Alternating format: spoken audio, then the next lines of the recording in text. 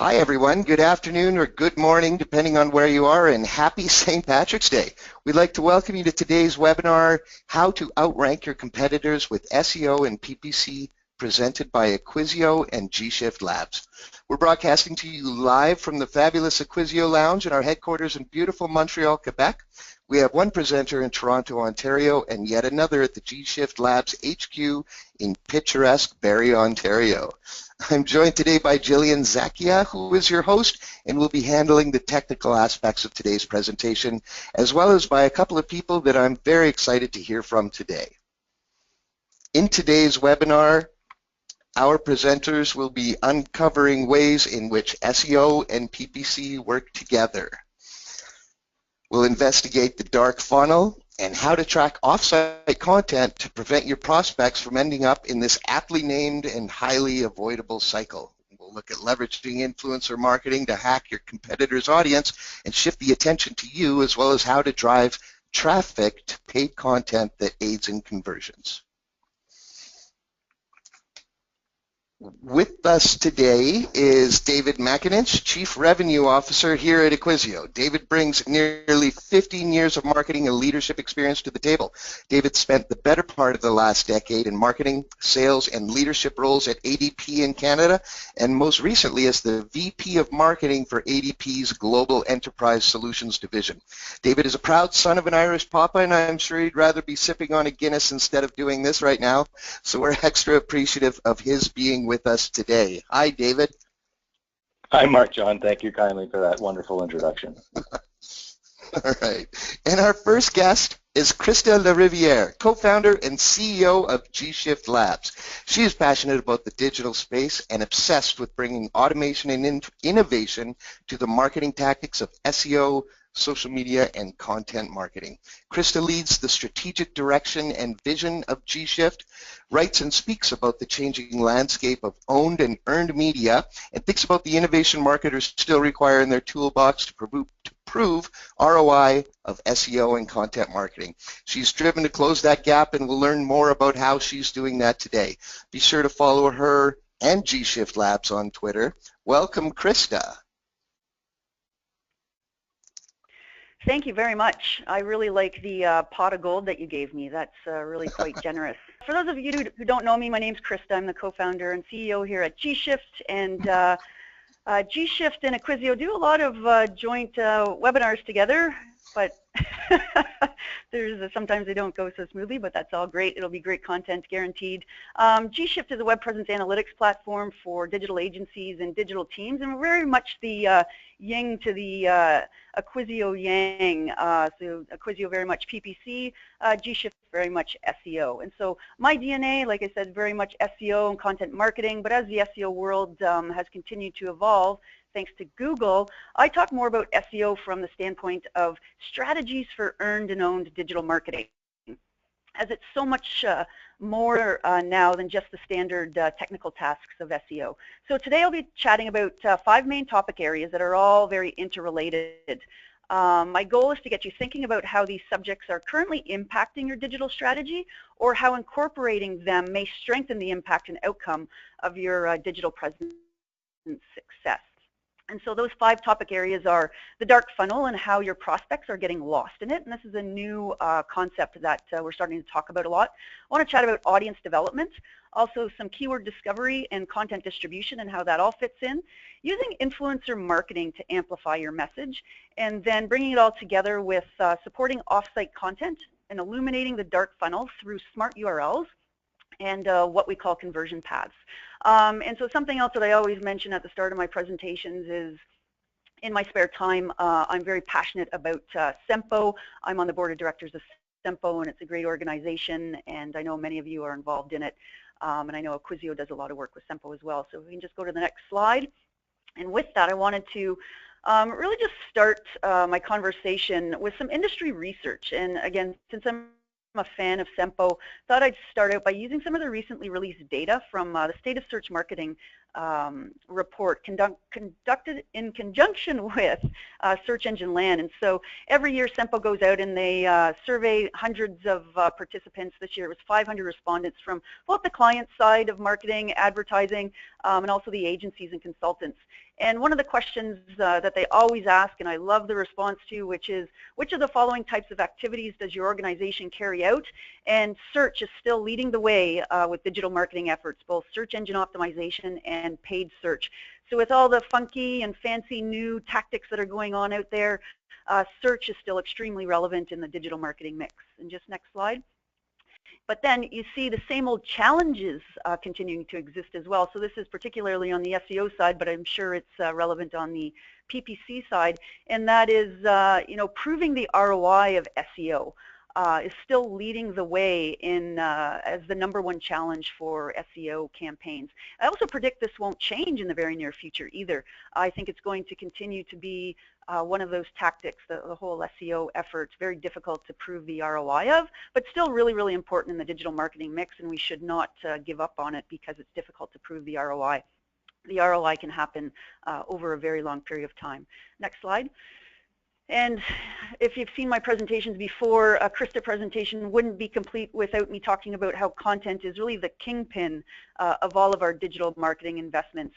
And with the lines continuing to blur between the three traditional pillars of digital, paid, owned, and earned, the most effective digital campaigns are the ones that use these three pillars together and don't just isolate, just do SEO or just do social. It's bringing it all together, and it's having a focus of content at the core and building content for your audience, and that's required to help them make decisions and push them through the sales funnel. So happy to report that 2016 and beyond, content is still the glue that holds it all together.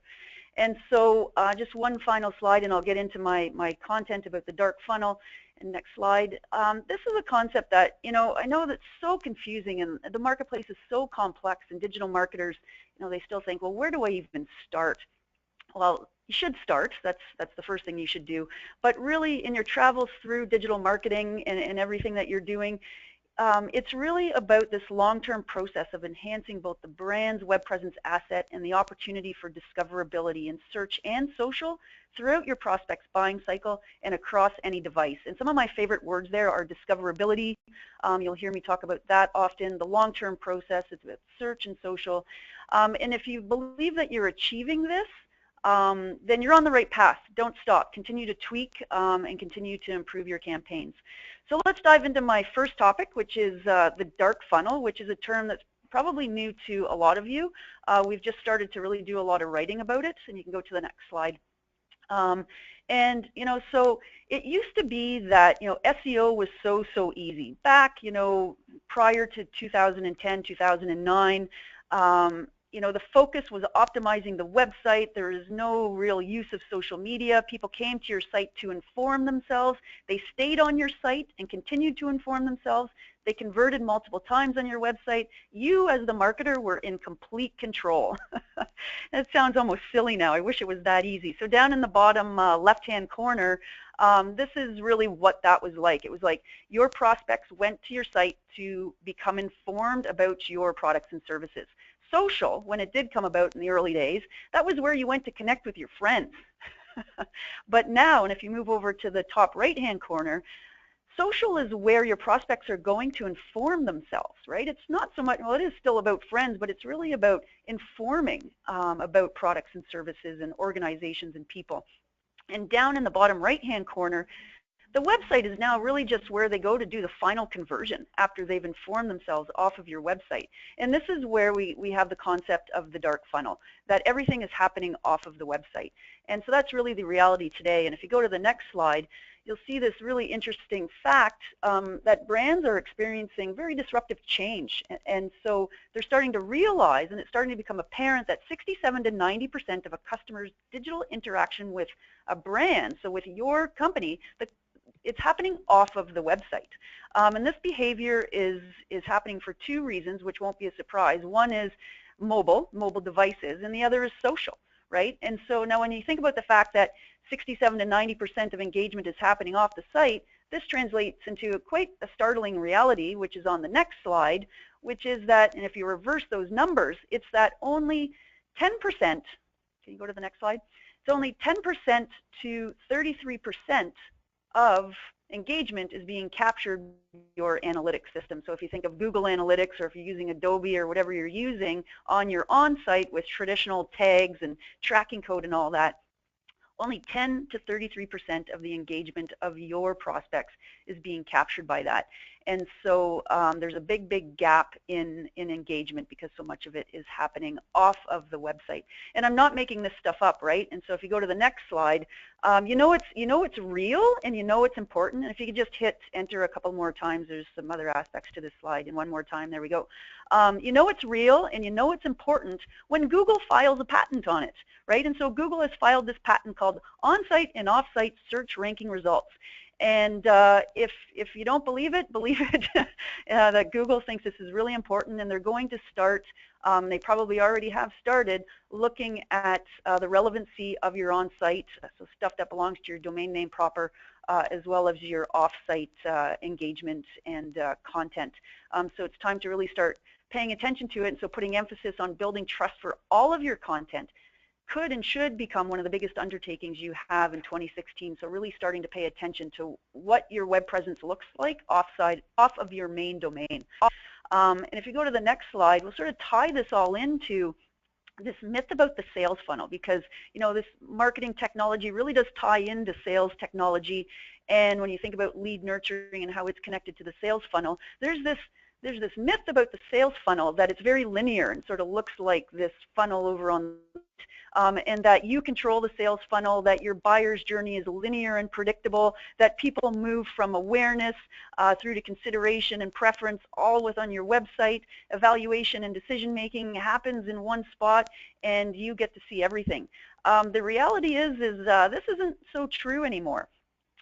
This whole trend of off-site content engagement is wreaking havoc not only on engagement metrics, but on the sales funnel and lead scoring.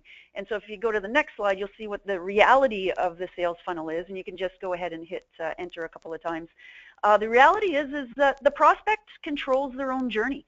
I like to actually say that the prospect owns the sales funnel. The companies, the brands do not own the sales funnel anymore. Every single person has their own sales funnel, and you're lucky if you're in theirs. So we need to think about it like that.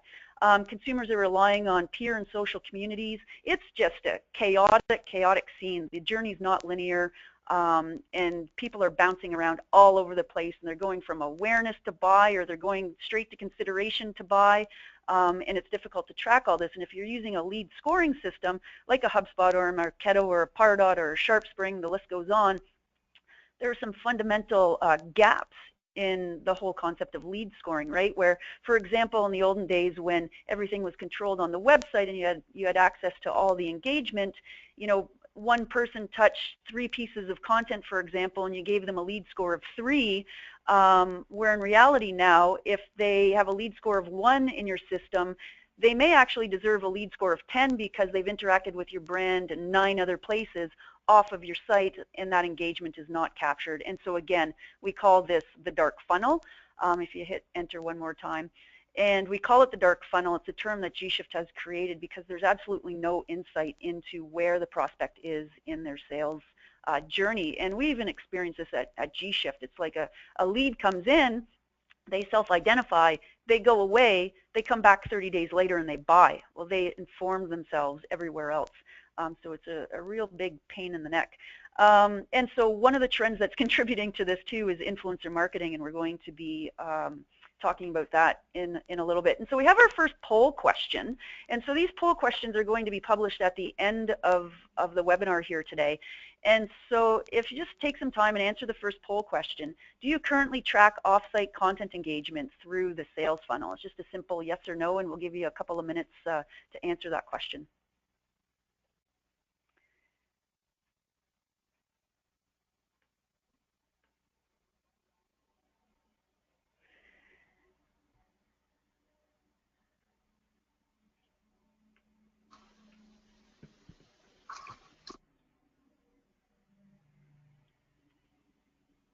And John Mark, as soon as you think that we have enough data, we'll continue on. So the next topic I wanted to talk about that's tied into all of this is the concept of audience development. And so, how many people feel like sometimes this is the audience you're marketing to? It seems like there's hardly anyone there, and whoever is there must be sleeping. Like, is anybody paying attention to the messaging that I'm putting out? And audience development is a term that I've been hearing more and more, and one that really summarizes one of the things that we're attempting to accomplish as digital marketers, regardless of tactics. So regardless of SEO or influencer marketing or paid retargeting, PP, whatever it is, we're trying to develop our audience. That is, we're trying to find our audience because they're not coming to us anymore. We're trying to introduce ourselves through content and build awareness and then create a customer. Sounds pretty simple. If you go to the next slide, it's like, this is the type of audience I'd rather have, right? Who wouldn't? I'd rather have one that recognizes me and stands up when they see a piece of my content and they get excited about it. But the thing is you may be developing your audience and you don't even know it, again, because you're unaware of what's happening off of your web presence. And so back to the concept of the dark funnel, new prospects engaging in your content. They are developing themselves as your audience, and I really, really want you to have insight into that. And think about this too, right? You think about social. Every single person who you would consider, your prospective buyer, somebody in your target market, they are out there in social. You just need to discover them, and they need to discover you. Your entire target audience is out there. And it's, back in 2010, it wasn't like that, but now it's pretty incredible to think about the concept of that and how do you get yourself in front of them. And so with the next slide, I just wanted to talk about this concept of, and starting to think about content distribution, right? And so I think a lot of folks these days are creating content, and it's content strategy is part of the core of the digital strategy, but we really need to spend more time distributing our content. And over on the left, you see a theory that we've developed here at G-Shift called the hierarchy of web presence optimization, which really tiers out the different layers and the different fundamental aspects of optimizing an entire web presence for search and social. And one of the biggest missed opportunities, I believe, is that distribution tier. I believe that we need to spend more time distributing our content, and this is where, so distributing it into the search engines, into social media, email, all that stuff, but also influencer marketing. And so the concept of keyword discovery, so the keywords that are working for the discoverability of your brand content in search, so PPC or SEO, and making sure that those keywords, you're using them to try to find influencers to amplify your messages in the offsite channel. And so with that in mind comes the whole concept of influencer marketing. If you just go to the next slide. And influencer marketing, in my mind, is, should be part of your digital strategy, and it's really the key to content distribution, amplification, and audience development. And so I think that the trend for influencer marketing is continuing. More and more digital marketers are putting it into their campaign process. But just to make sure everyone's on the same page, influencer marketing is about developing and integrating the strategy to engage and build relationships with influencers and create campaigns or have them participate in your campaign to amplify and distribute your message. And so influencer marketing, as I mentioned before, is driving a lot of this off-site content engagement. So it's part of the problem, but it's also part of the solution. 22% of marketers say influencer marketing is their most cost-effective customer acquisition channel. I know we're doing more of it here at G-Shift, and it really does drive targeted eyeballs. Some companies are reporting that they're making $6.50 for every $1 invested into influencer marketing. So again, all this stuff goes together, and influencer marketing is just part of it, but you really ought to consider using it as a way to get your messaging out. And so just on to the next slide. This is actually a slide that I borrowed from Lee Odin's presentation from Search Engine Marketing World last year, and I saw it and I was like, I just need to borrow that. And so it's a great demonstration of how all the tactics are tied together, and the concepts that we use of this discoverability should be at the heart of your digital intent. This is Allison Herzog, the Director of Global Social Business and Digital Strategy at Dell, and she says, SEO is a fundamental element of digital marketing. Yeah, got it. But influencer marketing is a great example of a piece of the puzzle that ties to SEO, but might not always reside next to it in an org structure. And so when you think about how SEO and influencer marketing really ties together, it's at the keyword level, right? It's at the very keyword level. And if you go to the next slide, you know, we talk about the long tail keyword in SEO, so that, oh, we're going to have a poll question first. So second poll question, so if you can get ready to answer the poll question, is influencer marketing part of your digital marketing mix today? Yes or no?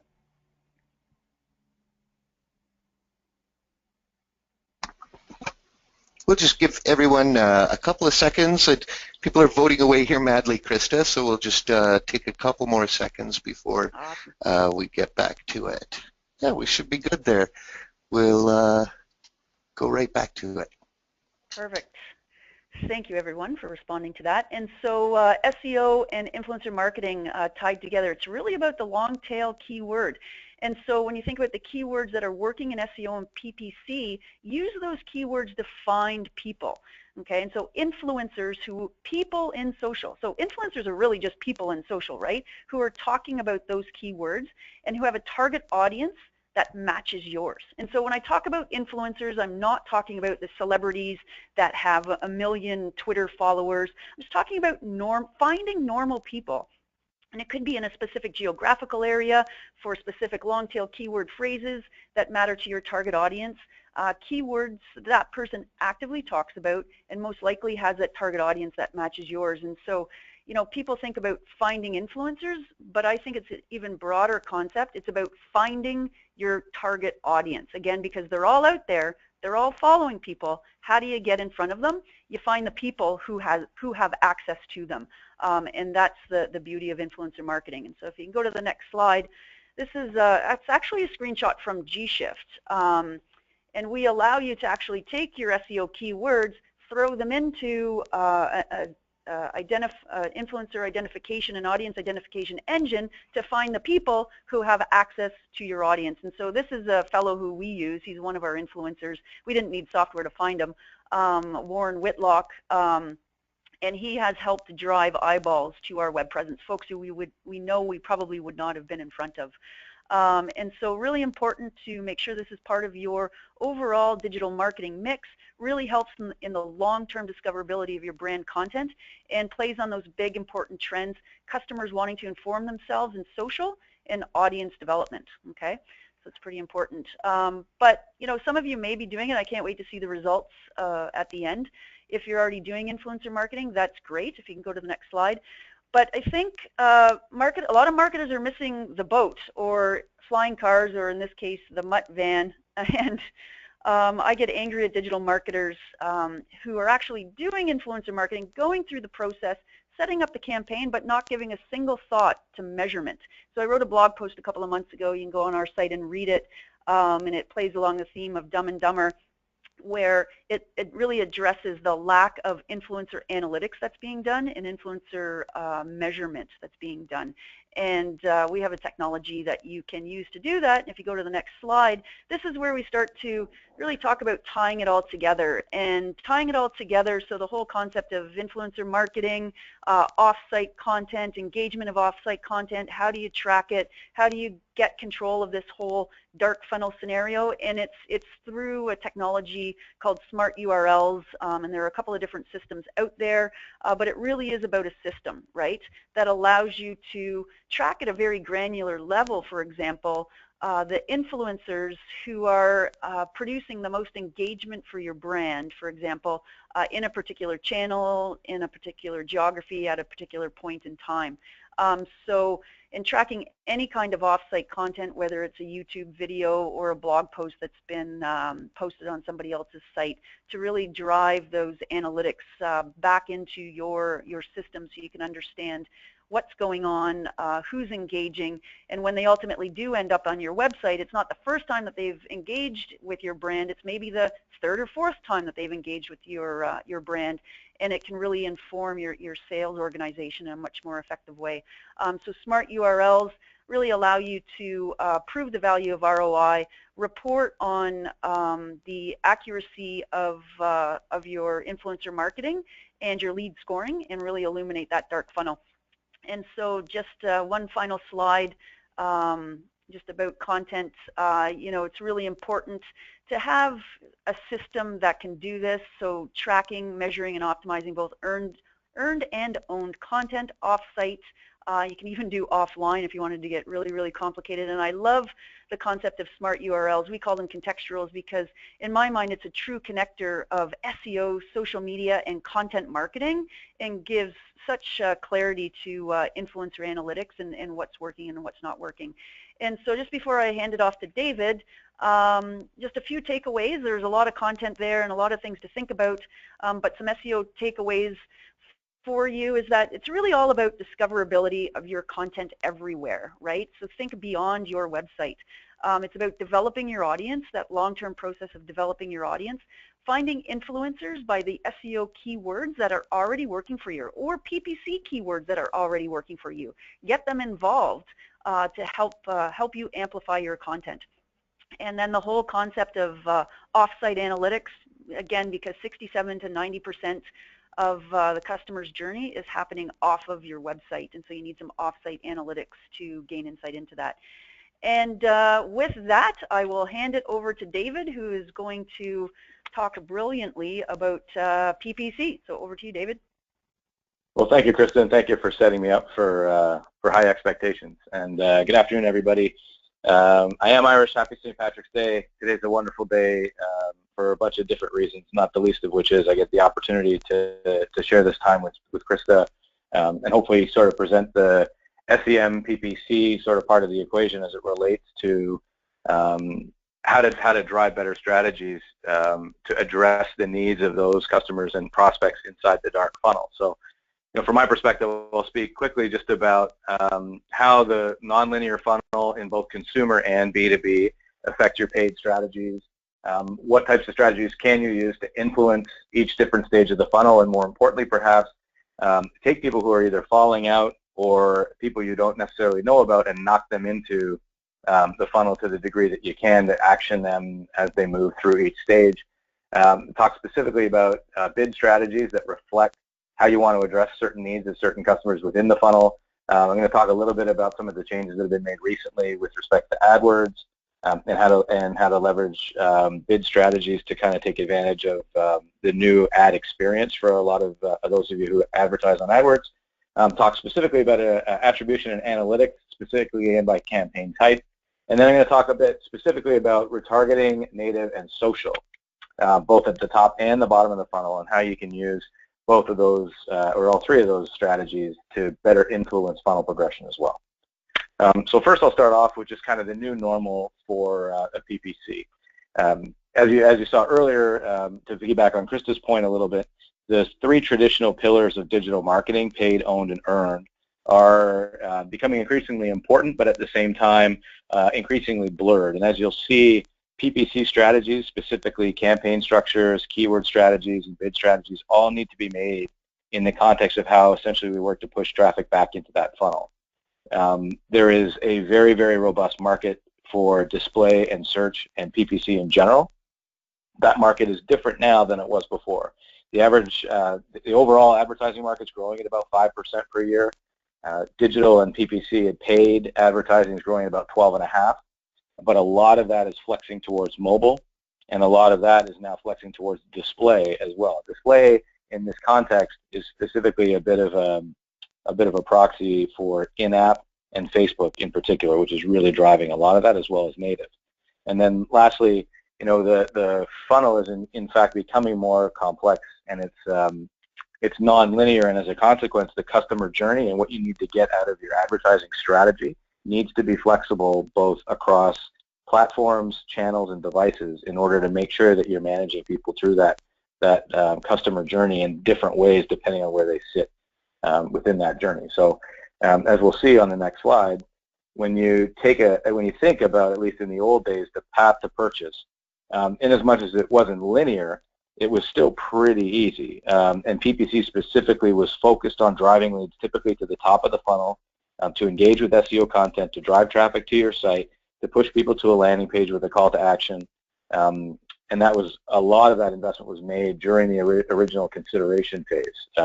I drop a search query into the Google search bar, my PPC strategy is driven by the desire to address the needs of whomever puts that query in there.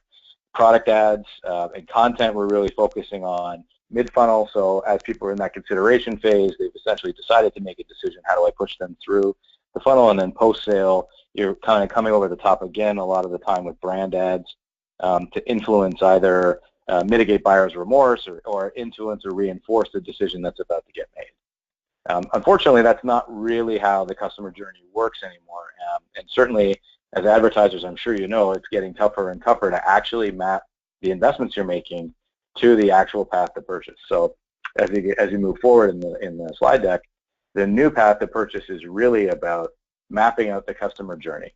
And in this case, for instance, I love using this data from McKinsey because it's across 20,000 purchase decisions in traditional consumer. So auto insurance, telecom handsets, auto, skincare, televisions. And as you see, from initial consideration through closure, that path has an enormous amount of levers and dials that need to be tweaked as you move through the consideration through sales process. And the challenge for us as paid advertisers and marketers is this isn't just on-site and off-site, this is also online and offline. And as people move through those decisions, the likelihood that you can influence with traditional advertising, direct marketing, sponsorships, in-store product experiences tends to dwindle. And as Krista spoke about, this is where influencer marketing and point-of-sale interaction and what happens at point of contact while someone's making a purchase are incredibly important. And so there's really new opportunities for you to kind of push people into that funnel. But the key is to obviously map that customer's journey, understand exactly how they're interacting online, take a look at how you're scoring and how you're performing analytics to understand which keywords are performing at which stages of the funnel. And then, as I'll get into in a little while later, build your campaign strategies, your keyword strategies, and your bid strategies to address people at each stage of the funnel and specifically target them with specific content. The challenge with that is really there are significantly new avenues for brand advertising, such as video, remarketing, native advertising. I'm going to talk about that a little bit later, but this is creating complexity just as it relates to consumer spending, which is essentially a fairly logical progression through a path to purchase.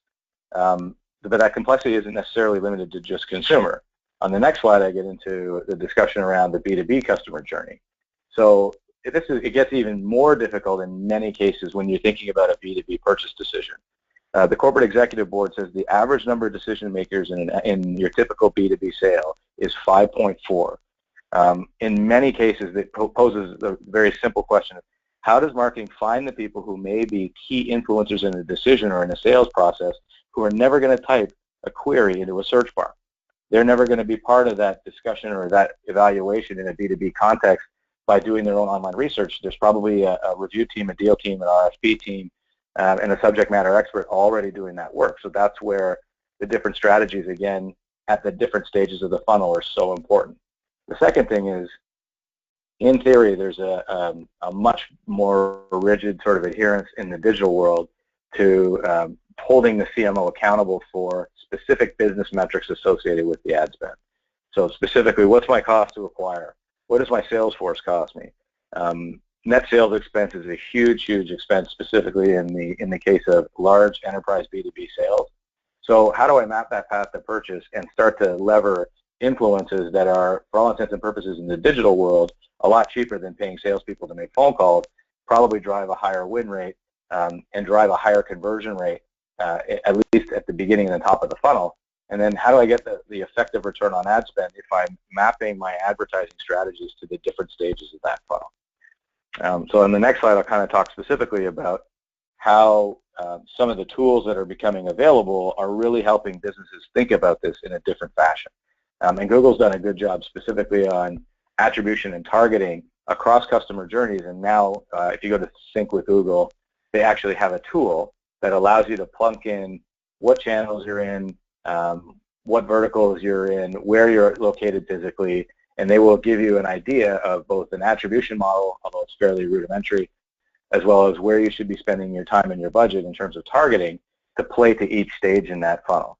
And from our perspective, mapping that customer journey out is really key to understanding which ads do you need to create, how do you want to drive them to the assets you've created and the conversions that you need to happen as people move from left-hand side to right-hand side of this heuristic as an example. And specifically, what is going to be your bid strategy to push people through those different stages of the funnel. So not only do you need to, so if that's not hard enough, you also now need to think about device types. So if we progress to the next slide, devices are increasingly more important in influencing complex customer journeys. So 60 to 80% of purchase decisions are now influenced across multiple devices. The use cases for mobile are oftentimes very different than use cases for tablet and for desktop. This may not necessarily sound like particularly new information to a lot of people on this, but what's becoming more important is that mobile search is becoming less and less of an impact relative to what's occurring in apps. So people are looking to apps now to drive decisions for where to eat, where to go, where to buy, and Google is trying in particular to keep up with those changes in how people are interacting with typically vertical specific apps targeted, such as Yelp, for instance, at how do I find a local business, how do I find the restaurant in my neighborhood, and then which ones should I go to or spend my time on. And when you're looking at your customer journey, you need to understand what are the use cases that are underpinning those decisions as people move through the journey. And then leveraging analytics to understand which search queries are they using in order to arrive there, how are those keywords performing, how does that tie to your SEO strategy. So as Krista mentioned earlier, building influencer marketing and building better content marketing by doing effective keyword research.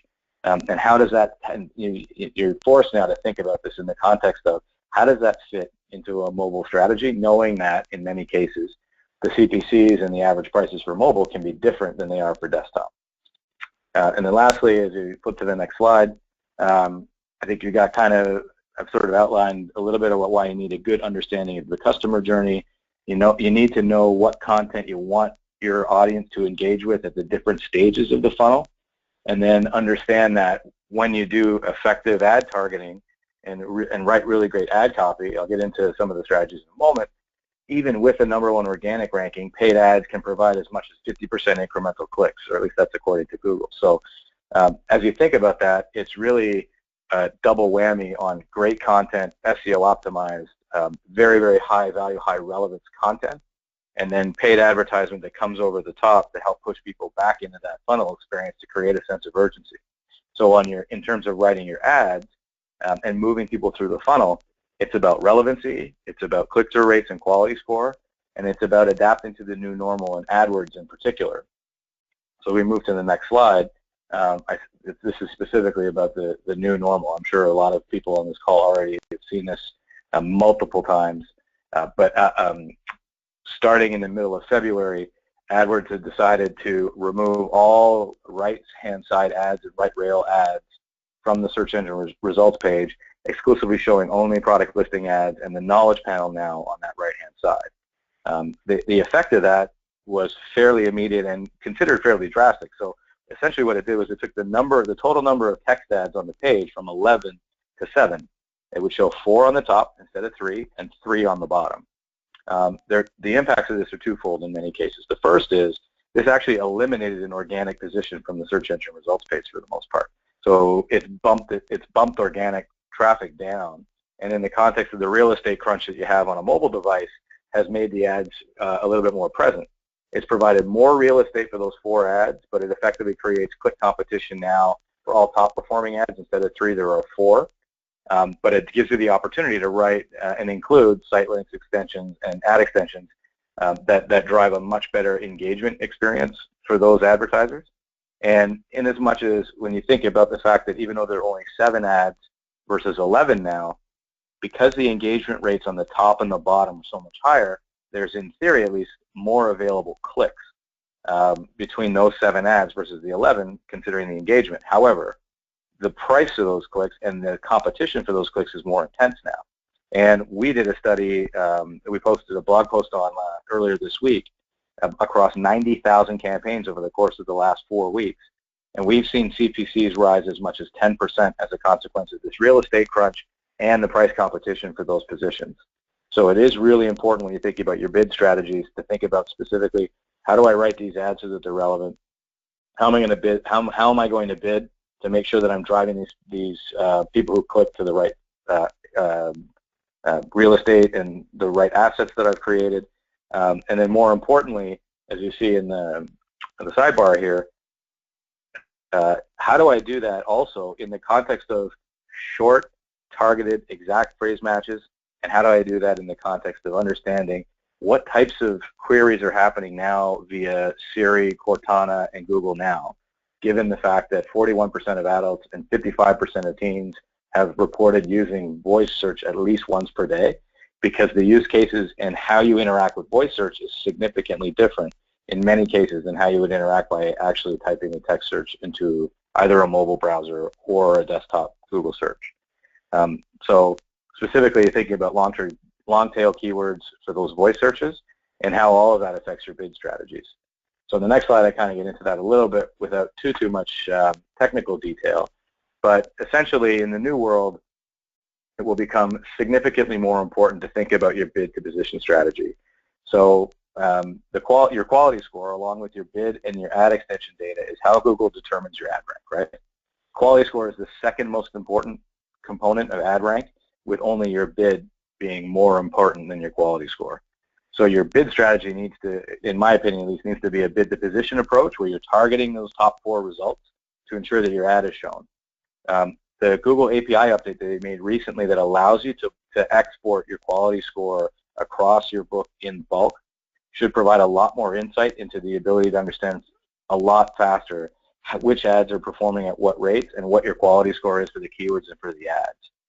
Now, having said that, it's a lot of work and it's tricky. So our suggestion and what we found, at least with our own proprietary technology, is that through using our machine-based learning algorithms, we can target a top 4 position at Acquisio at a lower average CPC by leveraging our high-frequency trading model to make bid and budget adjustments the moment they're updated by Google. And as I mentioned before, across 90,000 campaigns we looked at over a 4-week period, we saw impressions, clicks, spend, and campaigns in the top 4 dramatically outperform people who are managing those ad campaigns manually. The other suggestion here specifically is using SKAGs, for those of you who don't realize, it's not SKAGs so much as it is single keyword ad groups and exact match types.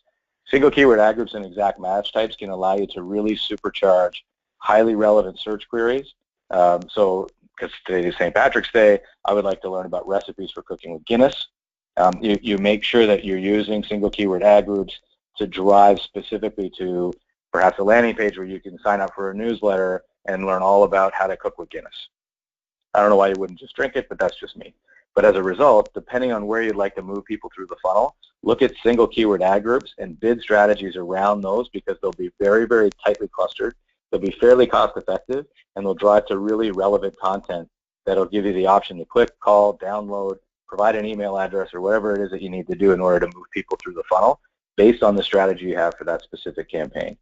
And then lastly, obviously, consistency is king. So if you're using exact match types to drive to a specific piece of content with a call to action, it will hurt your quality score over time if you're creating a disjointed customer journey. So your ad copy really needs to match the landing page content, really needs to drive a high click-through rate, a high call to action, and a high conversion rate in order to positively affect your quality score. The other thing that it allows you to do in many cases is sort of boost earned and owned media into the higher positions in search by changing your bid strategies relative to those outcomes. And quality score still rules. So quality score is essentially a proxy for click-through rate, or kind of like a click-through rate on steroids. This is from our good friends over at Analysis of Brad Geddes, who's a good partner of ours at Acquisio. They've essentially actually because they have so much data, they've reverse engineered how Google creates and scores the quality score, and took a look at that across the 3 influencing factors, which are landing page experience, expected click-through rate, and ad relevance. And interestingly, ad relevance has the least amount of an impact on quality score relative to the experience on the landing page and the expected click-through rate. So to back up for just a second, you've got now greater real estate in those first top 4 positions. You're pushing the SEO results down slightly, and so take advantage of ad extensions in particular to create a really strong call to action as you move people through the funnel, and then push them to a highly relevant landing page that converts really well, and what you'll see is that it'll have a really positive impact on your quality score as well. Now, having said all of that, AdWords is no longer the universe, the be-all and end-all of pay-per-click advertising. I know that sounds almost sacrilege in some cases, but from our perspective, we've found an enormous amount of value in leveraging additional channels, such as, believe it or not, Bing. Bing has really high relevant, high value, and high purchase intent traffic. It's kind of a proxy for desktop search in many cases, but with the introduction of Windows 10 and Cortana, Microsoft legitimately has the ability to drive significantly higher search volumes. They've sort of parted ways with Yahoo and signed a deal with AOL, so they're getting better at introducing better retargeting technologies, in particular to drive better engagement. We've also found that it's an extremely cost-effective means of reaching the same audiences, oftentimes, again, who are searching in desktop versus other devices. And in our case, for instance, if you go to our website or Bing's website, you'll find out how we did this specifically for a company called Census, which has 8,000 campaigns that they're managing, 8,000 clients campaigns they're managing in Australia. They're the Yellow Pages of Australia, and how we've managed to drive 16% lower CPCs as a consequence of leveraging both our machine-based learning algorithms at Acquisio as well as the Bing traffic to dramatically improve both ad performance as well as budget attainment. So really getting, especially lower budget campaigns to get far closer to 100% budget attainment every month. And then lastly, we have the opportunity as well to take our AdWords campaigns in Acquisio and immediately clone them over into Bing, Yahoo, or the YP Search Marketplace within our application, which allows you to really programmatically drive much better results and leverage those different traffic sources. So that's search. The other thing I did want to talk about quickly is remarketing. Obviously now, if you think about both search display and this concept of the dark funnel, the ability to do effective retargeting and remarketing is extremely important in pushing people back into the funnel. So they leave for a million different reasons. They get bored, they get lost, they get distracted, they get busy, they're making a very high value purchase, and so as a consequence are very deliberate in their search ability, how they interact with different brands, whittling things down to a short list, and as a result, what you want to do after you've mapped that customer journey, you've built your ad campaigns and your keywords, you've effectively deployed good bid strategies to drive people to relevant content that has a high quality score. Now you want to remarket to them based on the parameters you set for yourself. So this screen grab is actually from our AdWords account here at Acquisio, and what we do in terms of our remarketing strategies around everybody who's been to a website that's similar to ours that hasn't converted at the top of the funnel, all the way through different ways in which they convert. We map different types of content to those particular behaviors by users as they travel around the interwebs, and we make sure that we're retargeting them effectively. And in some cases, remarketing has been shown to increase click-through rates by 300% while lowering the average cost per conversion in many cases by 37% as a result of the different pricing models in display. On the next page, we're talking specifically about audience building. So everyone knows that Facebook now has a really great tool to build custom audiences, leveraging your first-party data, in particular data out of your CRM, and I'm talking in most cases about email addresses, to target audiences by funnel stage and by action. So you can hyper-target specific people, specific audiences based on the actions they've taken on either your website or other assets that you own out in the digital world. But you can also target followers of your competitors. You can target influencers that you've identified. You can target employees of companies, either as part of your employee value proposition, or perhaps to strike fear and loathing in the heart of your competitors, or whatever it is that the goal of that campaign is.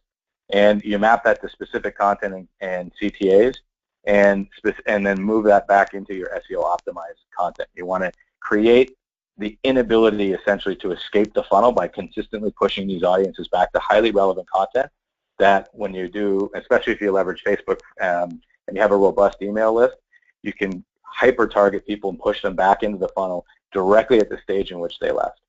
On the next slide, we talk about social momentum. So very difficult to tell when you write a blog post how relevant that blog post is going to be and whether or not people are going to interact with it properly. Same with your Facebook post.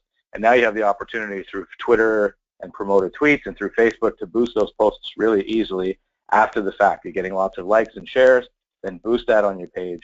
It's really simply to go to a post you've created, click Boost Post in the lower right corner in Facebook, choose your audience and your budget based on how many people you want to reach, and then just how long you'd like your boost to run. Very, very similar impact in terms of promoting tweets. On the next slide, native advertising is a similar way to essentially drive similar behavior in both B2B and in consumer. So video and image ads that are really engaging do extremely well on Instagram. You have the opportunity to take photo, video, and carousel ads now, and this is just starting, and boost those in Instagram, get them immediately into the scroll or into the feed. You can leverage great content marketing in LinkedIn and promote and sponsor posts in LinkedIn. Again, it appears as native. It's leveraging existing content you've created. It's content that you know is really engaging because you can see the shares, the likes, the comments, etc., and it pushes that back up into the top of the scroll for a lot of people who are engaging on LinkedIn. That's fantastic for B2B marketers, and I always use HubSpot because they're a content marketing machine. They do a great job of traditional content marketing as well as leveraging all of that to drive better engagement. So that's essentially my my talk for today. The key takeaways obviously are: make sure your campaigns are relevant and discoverable. Make sure you're using data and retargeting to reach audiences at every stage of the funnel, and retargeting influencers with great content. And make sure that you're constantly testing, measuring, iterating, and leveraging things like machine learning so that you can get on with your workday and not spend all of your time managing spreadsheets and looking at quality score. Thanks so much, David. We're just going to wrap up. That's excellent. Thank you so much, David. We're just have a few minutes for questions here, and we're just going to ask you quickly if you'd like to learn more about either of our companies, and we'll give you just a second to answer that. Give you about 10 seconds to answer that one, and we're going to show you the results of the poll questions that we asked you earlier in just a moment. So let's take a look at those questions that we asked. Oh. It looks like we've lost the results of those questions here. There we go. We've got them. So look at this. Do you currently track offsite contact engagement through the sales funnel? What do you think of that, Krista? That result is a little surprising in that there are more folks doing it than I thought. So congratulations to the 22% who are tracking offsite content. And for the 78%, I hope that I gave you something to think about and ultimately the ability to strengthen your digital campaigns. Awesome. Let's take a look at the other one really quickly if we can. And the other one was, is influencer marketing part of your digital strategy? 60% said no, 40% said yes. This may be a surprise to you as well, Krista. Yeah, I've asked this question before on other webinars, and it's more along the lines of 50-50. So fewer folks on this webinar are doing that, doing the influencer marketing. So for the 60%, 40% are, 60% are not. And for the 40% commission, 60%, think about adding it to your mix. You can get a lot of additional leverage out of your existing content and a lot of impact. Awesome. We've got about 3 minutes for questions here. Let me ask you, David, really quickly. We'll try to keep our answers short and sweet if we can. But to what extent does all this combining of strategies, how affordable is it to the SMB and not just to a large size company? What would the scalability look like there? Well, I think specifically looking at different channels to get the biggest bang for your buck. I think Facebook now has really started to figure out that the SMB is an untapped market for them. The cost to actually advertise on Facebook is very affordable. Promoting posts and promoting tweets are also extremely affordable.